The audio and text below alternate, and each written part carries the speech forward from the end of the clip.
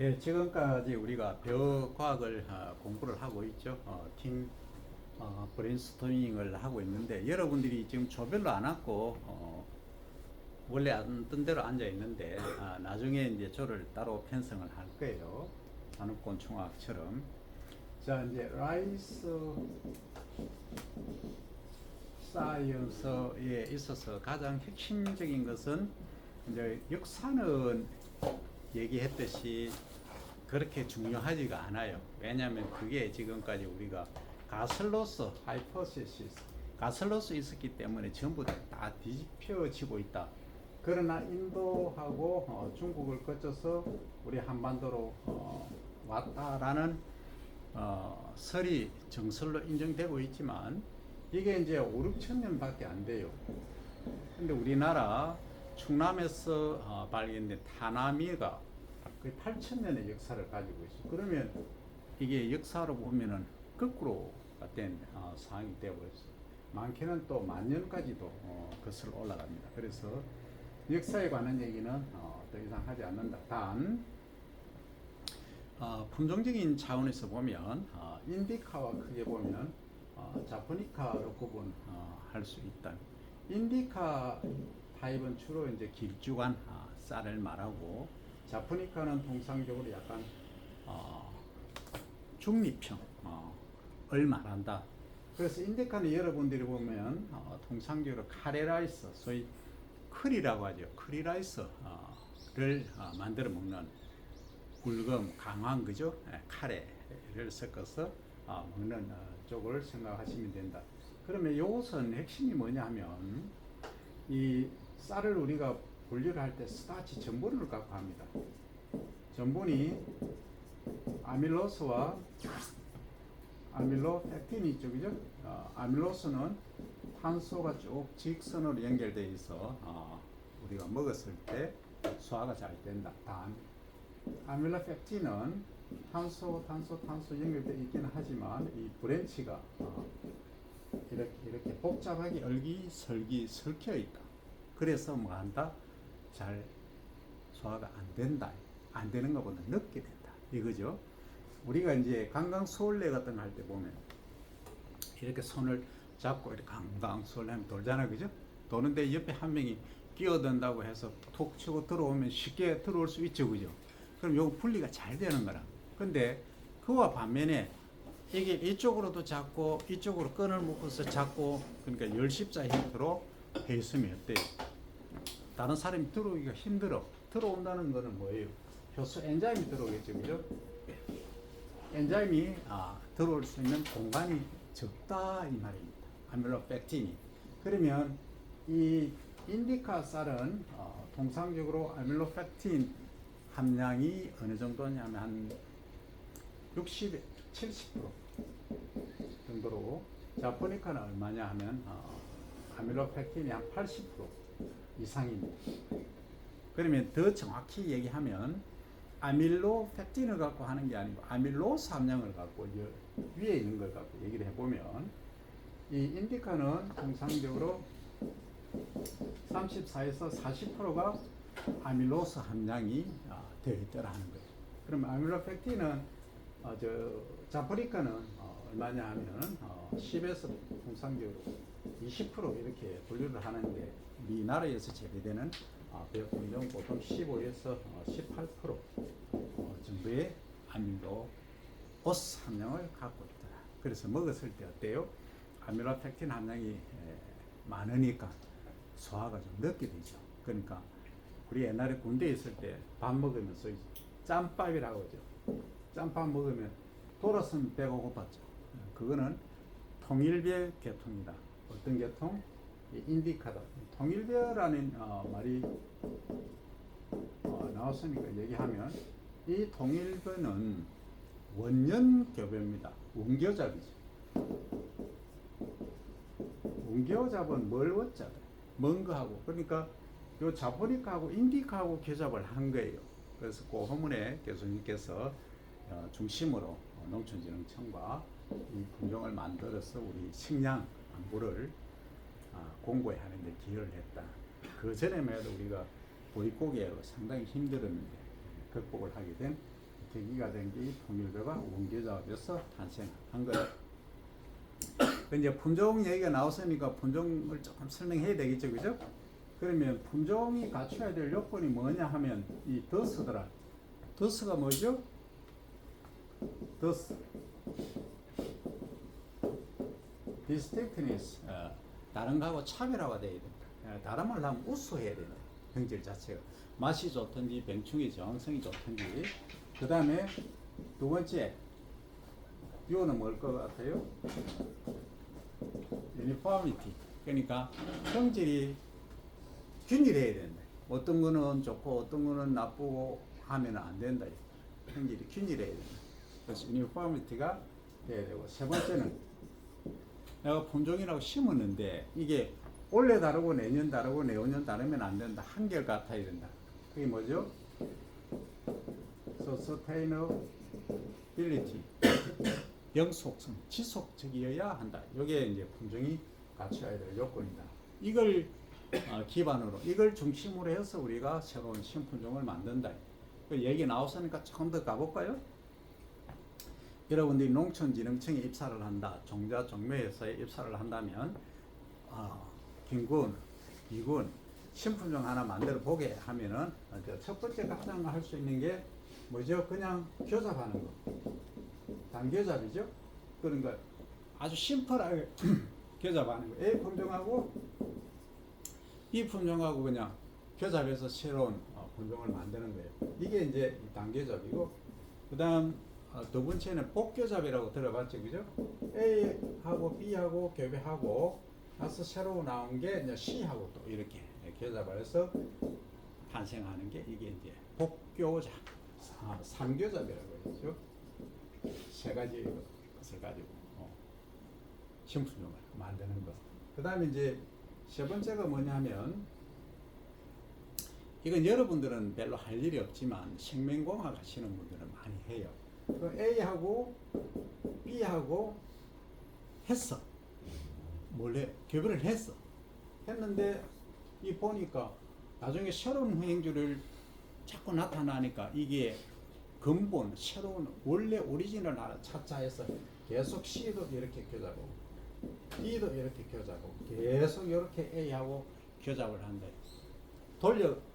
뒤로 돌려서 새로운 원래 유전자를 찾기 하는 이것을 백크로싱이라고 합니다. 백크로싱.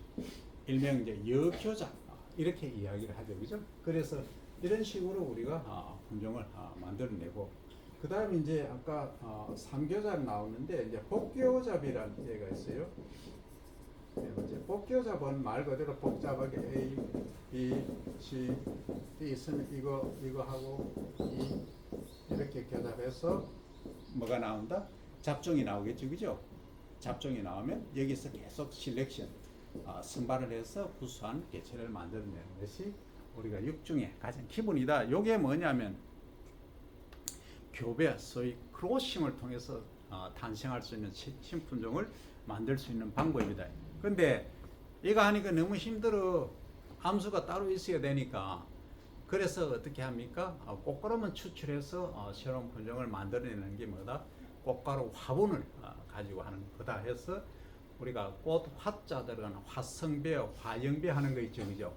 그래서 화성배, 화영배 이런 것들은 꽃가루를 가지고 교배를 하는 신품종을 만들어내는 그러한 방법으로 해왔다. 그래서 새로운 지금 전 세계적으로 배역 품종이 8만여 품종이 있어요. 있지만 우리나라에서는 지금 유전 자원 보관소에 한 24,000 품종이 있다. 얘기가 나왔으니까 조금 더 해볼까요? 여러분들은 지금 아침 먹고 온 학생 손들어. 됐어. 안 먹고 온 학생들은 뭘 먹고 어떻게 온 거야? 안 먹고 그냥 온 거야? 응? 아침 먹는 학생들하고 안 먹는 학생들하고 이 아침에 머리 돌아가는 사이클이 달라. 안 먹는 학생들은 왜 다르냐? 근데 아침 안 먹은 학생들은 뭘 먹었어요? 다른 거 먹은 학생. 밥 말고 다른 거 먹은 학생. 그 아침 전혀 안 먹어. 점심 저녁만 먹어. 도인이네. 도 닦을 때는 한 끼씩 정도만 먹거든. 어쨌든 내가 하고 싶은 얘기는 뭐냐 하면 이게 이제 쌀 얘기하기 전에 구조를 한번 봅니다. 우리가 종자가 있으면 발화를 하겠죠, 그죠? 발화를 해서 맨 처음에 나오는 게 뭐라 그러죠? 지상부에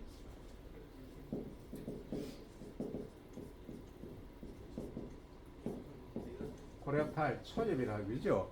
그 다음에 요렇게 나오는 1엽, 버스, 그 다음 서폰 모양으로 생긴 게 뭐다? 2엽, 그죠? 그 다음 3엽, 4엽, 5엽, 6엽 이런 식으로 나오면 됐죠, 그죠?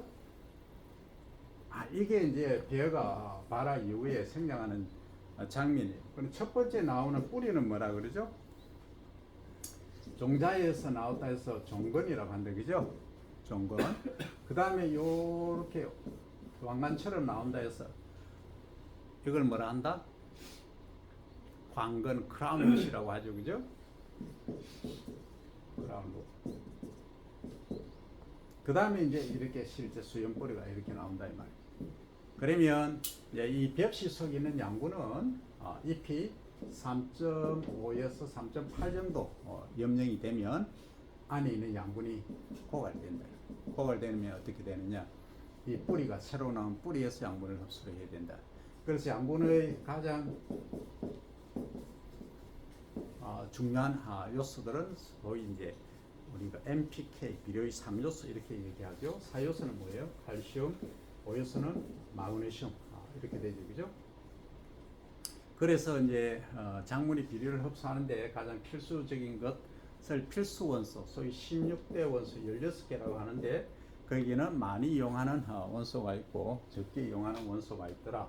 그래서 많이 이용하는 원소는 뭐죠? CHON, SP, 그죠?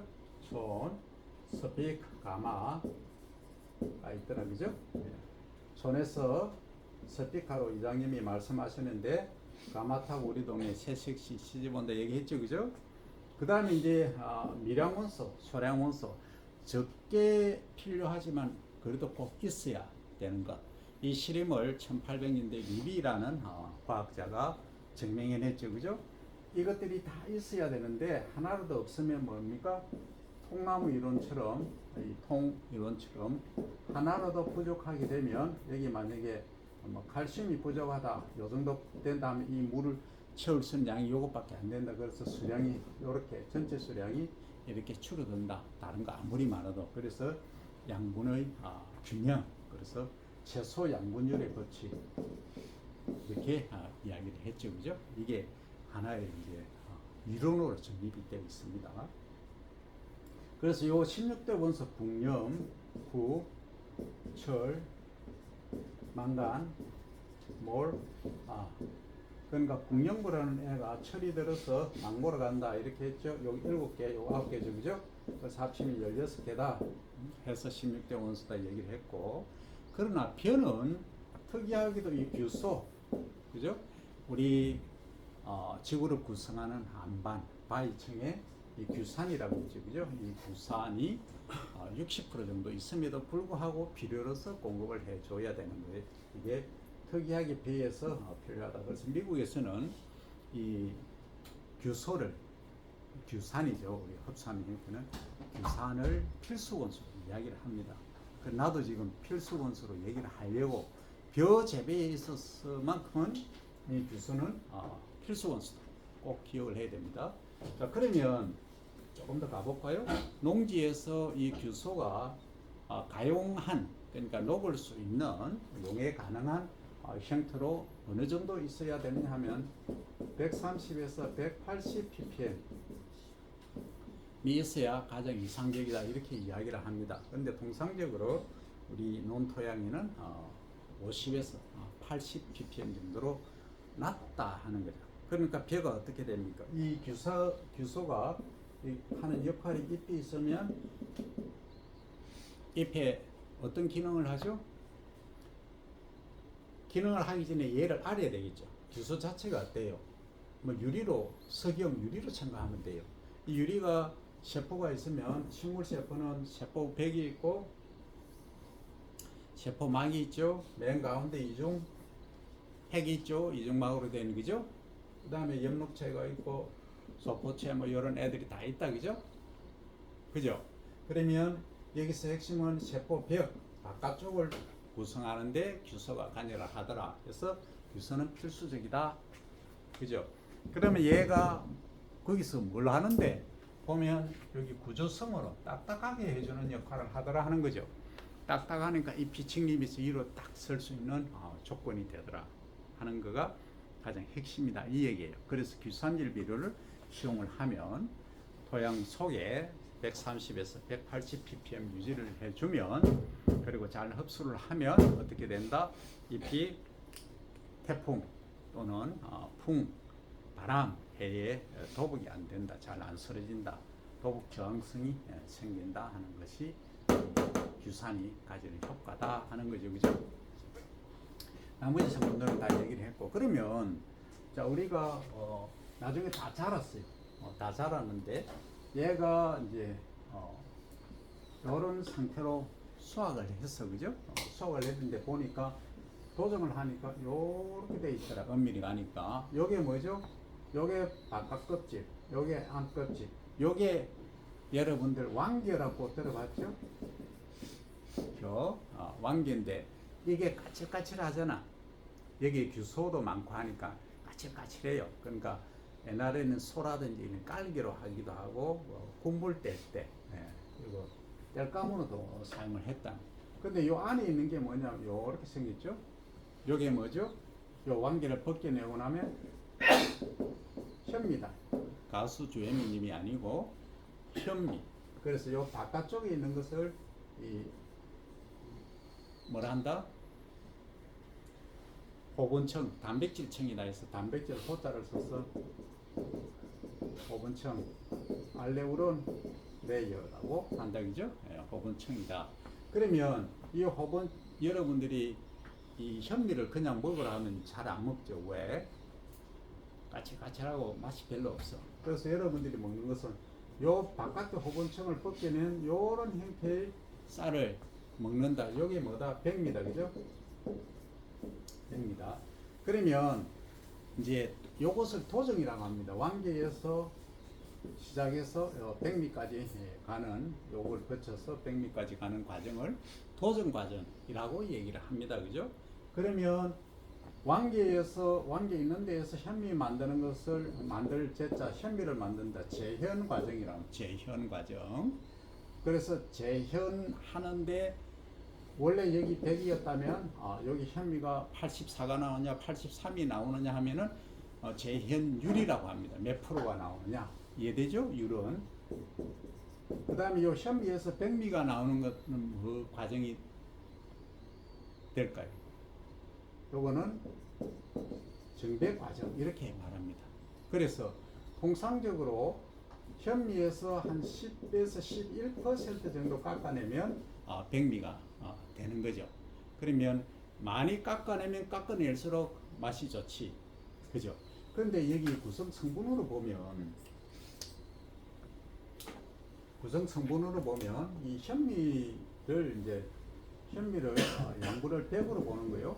전체 100으로 보면 요게 이제 엠버리오 배죠. 그죠?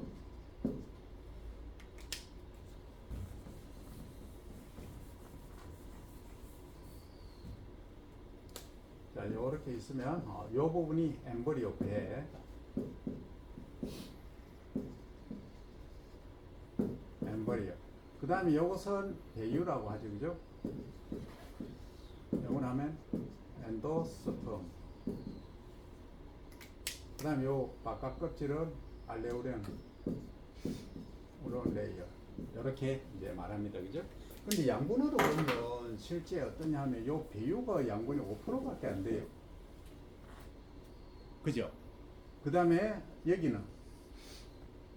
여기가 66% 있어. 배에. 그러면 요거 합치면 얼마예요? 71%죠. 그러면 이 호분청, 소위 단백질청은 29%가 있는 거예요. 근데 우리가 밥을 먹는다고 하는 것은 뭘 먹는 거예요, 지금. 요렇게 해서 요것만 먹죠, 그죠? 그러니까 신원도 떨어져 나가고, 단백질도 떨어져 나가고, 여기 남은 것은 뭡니까? 이 전분만 남았어요, 전분. 스타치만. 그래서 결국은 전분을 먹는다. 아침 안 먹고 온 학생들은 전분이라도 안 먹기 때문에 여기에 분해되면 당이 적죠?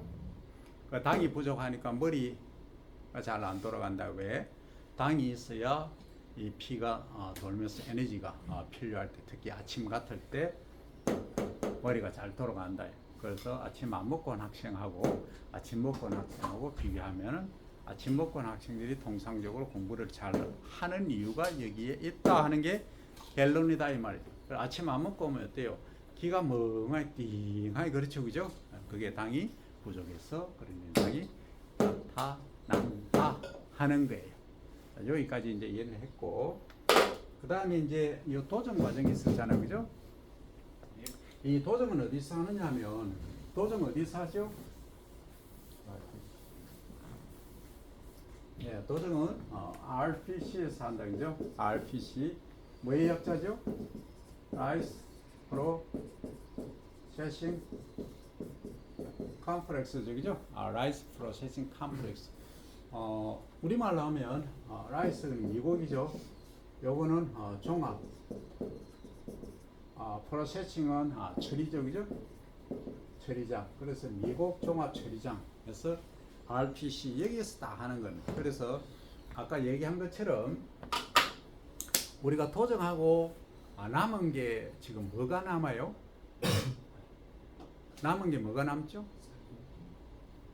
왕겨가 첫째 남을 것이고 두 번째는 쌀겨가 남겠죠, 그죠? 근데 더 엄밀히 말하면 쌀겨 속에는 뭐와 뭐가 있다? 신운과 호분청이 있잖아, 그죠? 근데 호분청에는 뭐가 있다? 지방이 단백질이 핵심이고 지방도 있다면 한 3% 전체 쌀에. 그러면 이 지방 먹을까 말까? 먹죠. 짜내면 되죠. 짜가지고 쓰면 되죠. 그렇지, 그걸 지금 할 거야. 그래서 돈 되는 거 하자 이거지. 그래서 우리가 참기름에서 참깨에서 참기름을 만들고 들깨에서 들기름을 짜듯이 뭐 한다? 호분청을 가지고 기름을 짜낸다 이 말이에요. 그럼 무슨 기름? 뭐 쌀기름, 배기름 붙일 수 있겠죠, 그죠? 그게 건강에 좋을까 나쁠까? 좋지 않을 것 같아요. 지금까지 공부를 했는데 식물성은 대체로 좋다고 했잖아. 팜유 빼고. 자, 그럼 자 갑니다. 팜유 나왔으니까 이게 또 팜유 싫어하는 사람이. 팜유는 팜나무에서 달리죠, 그죠? 거기서 라멘 같은 거 튀길 때 팜유에서 튀기잖아. 팜유 자체는 나쁜 게 아니에요. 식물성이니까. 근데 그게 이제 칼로리도 높고 가력 섭취하기 때문에 문제가 된다 이 얘기예요. 말 잘못하면 큰일 나잖아, 그죠? 자, 그러면 우리가 지방으로 하면 지방이 이제 saturated가 있고 unsaturated가 있죠, 그죠? saturated lipid 하면 뭐죠? 포화가 됐다, 꽉 들어찼다 이 얘기고, unsaturated 하면 뭐예요? on이니까 not이잖아. saturated 안 됐다, 포화가 안 됐다. 그건 뭘 갖고? 과학식으로 보면 탄소 쭉 16개에서 몇 개, 18개가 이렇게 쭉 연결되어 있잖아요, 그죠? 네. 그렇잖아. 이게 하나로 싱글 본드로 쭉 연결된 것은 saturated 포화지방이라고 얘기를 하고, 여기에 쭉 가다가 마지막 15번째, 16번째, 뭐 17 이쪽에 가서 이중결합이 한 개가 있느냐, 두 개가 있느냐, 세 개가 있느냐를 가지고 불포화 지방이다 이 얘기하는 거예요. 여기에 이중결합이 한 개라도 있으면 뭐 한다? 불포화 지방이다 이렇게 얘기를 한대. 이게 몸이 좋다 이 말이에요. 그러면 아주 내가 강하게 얘기를 할게요. 어떤 고기를 구워 먹어. 불판이 있어. 그러니까 여기 이제 기름이 나오죠, 그죠? 예. 이게 이제 고기가 부피가 있고 히팅이 되고 있어요. 받침대가 있어야 되겠지? 그 여기 컵을 이렇게 받쳐놔서 그는 똥똥똥똥 방울이 떨어지겠죠? 근데 모이는데 여기 막 굳어가 있지 나중에. 그죠? 예. 이 기름은 무슨 기름이다? 포화가 된 포화 기름이다. 그죠? 동물성은 주로 이게 많다 이 말이죠. 오리 기름은 예외적으로 동물성이지만 불포화 지방이 많아서 오리 고기는 뭐 말 안 해도 가서 뺏어 먹으라 한다 이 말이 나이 들면은 그만큼 좋다 이 얘기예요. 왜? 이 불포화 지방이 많이 있기 때문에 그 얘기입니다. 그러면 실온에서 이렇게 굳어지는 기름은 포화유가 많다 이 얘기예요. 그런데 참기름, 들기름 우리 실온에 놔두면 굳어집니까? 안 굳어집니까? 안 굳어지죠? 예. 그죠? 그러니까 몸에 건강이 좋다 이 말. 그러니까 우리가 예를 들어서 뭐 찌꺼기, 피 속에 피떡 이런 거 있을 때 우리가 병원 가면 뭘 처방을 해줍니까? 아스피린하고 응? 오메가3 주잖아. 예. 그 오메가3가 하는 역할이 뭐예요? 혈행 그거 찌꺼기. 그래, 피를 잘 돌게 하잖아. 기름 무슨 기름? 이 기름 불포화. 포화됐다는 말을 다시 한번 생각해 봅니다. 포화는 거는 말 꽉 찼다는 얘기예요. 꽉 차서 더 들어갈 틈이 없다라는 게 포화예요. 그럼 불포화는 꽉 안 차서 수용할 수 있는 게 많다 이 말이에요. 예. 그런데 역으로 생각해 보면 이런 게 있어요. 꽉 찬 걸 아주 강하게 세게 얘기해서 그럼 촛농이 있다. 초가 이렇게 있으면 초 속에 우리가 뭔가를 집어넣을 수 있나요, 없나요? 일반적으로 쉽게 뭐 산소나 수소나 공기를 못 집어넣죠. 예. 딱 고형화되어 있으니까. 그런데 우리 기름 일반 식물성 기름 속에는 뭐 주사기로 산소 같은 거 집어넣으면 보록보록 들어가겠죠, 그죠? 예. 액체니까 그걸 생각하면 아주 쉬워요. 그러면 이 불포화 지방은 다른 기체 성분이 쉽게 들어갈 수 있다. 그러면 뭐하고 결합할 수 있다는 얘기예요.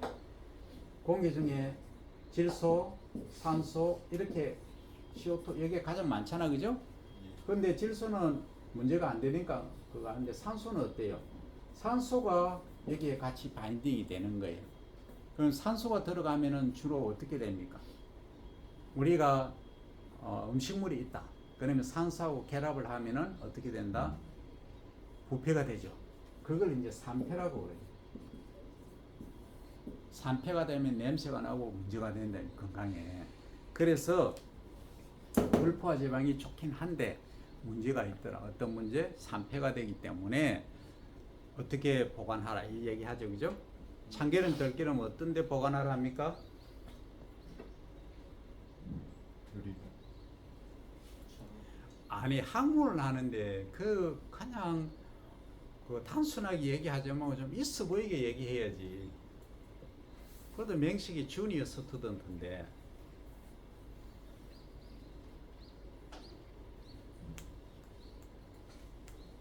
냉, 암, 소에 보관하시오. 차고 햇빛이 안 되는 곳에 보관하시오 이래잖아. 그래서 갈색병, 흑색병 뭐라 그러지 이거 우리 저 필요할 때 마시는 거 그거 있잖아. 그런 작은 병에 보관하라 하잖아요. 큰 병이 늑득한 데 놓으면 산소가 막 들어가서 부패되겠지. 예. 그러니까 이제 이런 거지. 이렇게 생긴 병이면 좋겠죠. 뭐 이렇게 생기던 요게 소위 주둥이가 이렇게 홀쭉해야 돼. 이게 주둥이가 넓적하면 어떻게 됩니까? 이렇게 넓적하면은 이런 데 보관한다 하면은 그건 산소가 무방비로 들어가지. 그죠? 그래서 요즘 어떤 게 나오느냐 하면 여러분들 와인 좋아해요? 예. 그럼 와인 위에 막아놓은 게 뭐예요? 얼음입니다. 그 콜크 막이로 막아놨죠, 그죠? 예. 그럼 왜 콜크로 막았을까 하는 생각은 안 해봐요? 중력 때문에 산소. 산소.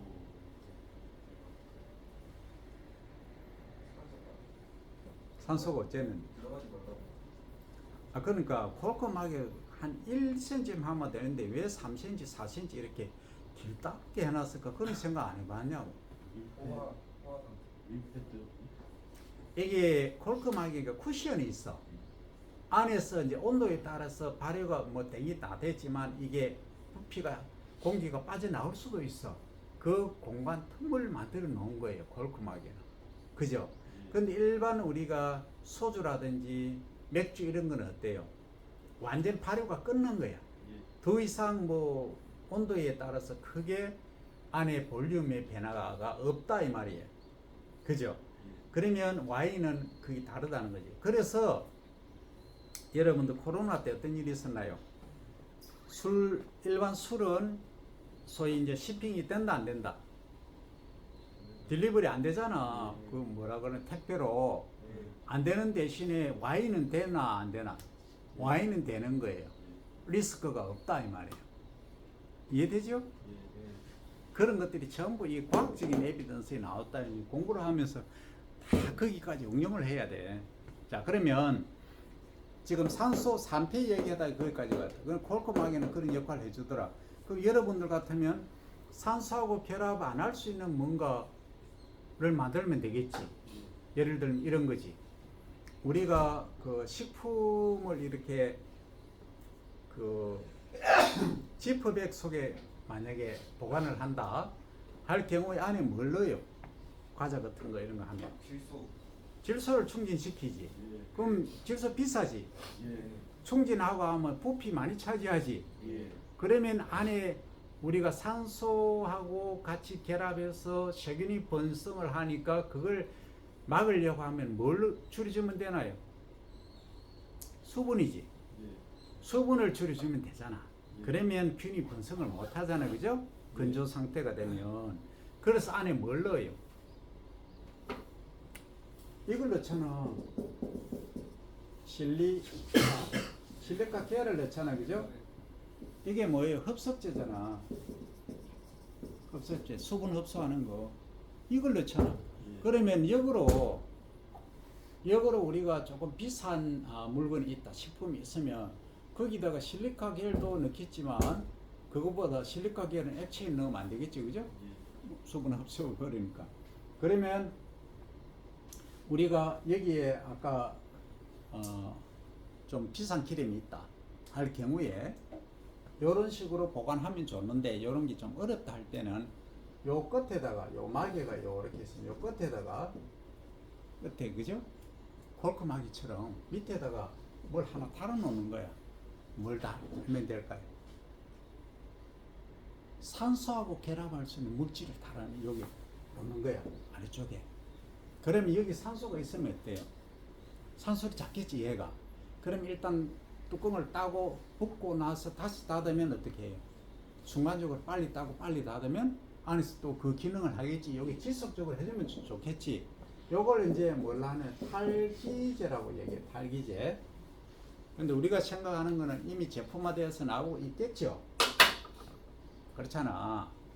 기업들은 돈 되는 것도 모든 기술들 다 갖고 있단 말이지. 특허청 들어가 보세요. 키프리스 들어가면 온갖 특허들이 다 있단 말이야. 그래서 그런 물질들을 차단해서 뭐 하고 있다. 이미 상용화해서 하고 있다까지 이야기를 하는 겁니다. 그러면 우리가 떡을 만든다. 지금 이제 배를 키워서 도전까지 했다. 그죠? 도전했다. 도전하고 나서 이후에 내가 가공 쪽을 해서 어떻게 돈을 벌 것인가 하는 얘기예요. 그죠? 그래서 그 아이템들을 하나씩 잡아가지고 여러분들은 이거 할 수 있는, 그죠? 경제적으로 유인이 크게 될 수 있는 연간 1년에 1인당 5천만 원씩 수익을 올릴 수 있는 5년 기준으로 해서 평균 5천만 원씩 수익을 낼 수 있는 사업 설계를 지금부터 시작합니다.